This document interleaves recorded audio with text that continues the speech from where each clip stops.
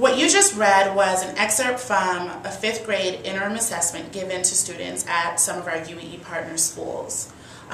What followed the passage was the first question students had to answer about this reading passage. 95% of students all chose the same wrong answer. Most students thought that this article was about life in New Jersey at the time of the Civil War. When teachers realized that all of the students gravitated towards the same wrong answer, teachers asked the students to explain their thinking. Well, why did you choose this particular answer? The students' responses all centered around 3 main or key ideas. The first is that students struggled with the reading of this passage and struggled making inferences, partly because the passage was poorly written. But when students are struggling with making inferences or really struggling to make sense of their reading, they tend to fall back on inappropriate reading strategies, like word matching. So in the case of choice A, the word New Jersey comes up in the choice, and students remember that the word New Jersey came up several times in the passage. So they didn't really think about the right answer, they just matched the words and chose letter A.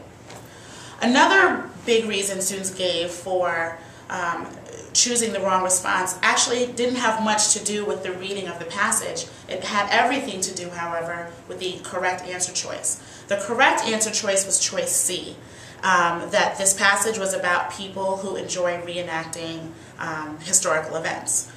However, students didn't know what the word reenacting meant. So when they looked at that choice and saw that word, they completely dismissed it and never even considered that choice C would be a right answer, an appropriate answer, because they didn't know the word.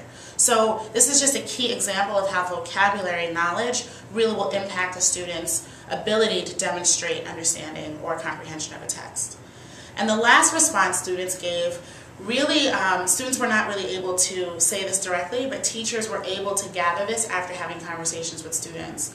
Many students just really didn't have enough background knowledge as it related to the Civil War. Some students didn't know if the Civil War happened 10 years ago, 100 years ago, and certainly, and most importantly, students had no idea about the culture of war reenactments. In fact, when teachers explained to students that people actually do this as a hobby, they couldn't understand why anyone would go out and lay down in a field and pretend to be dead for hours and on end. So it was really interesting that students' own lack or limited background knowledge really did impact their comprehension of this passage.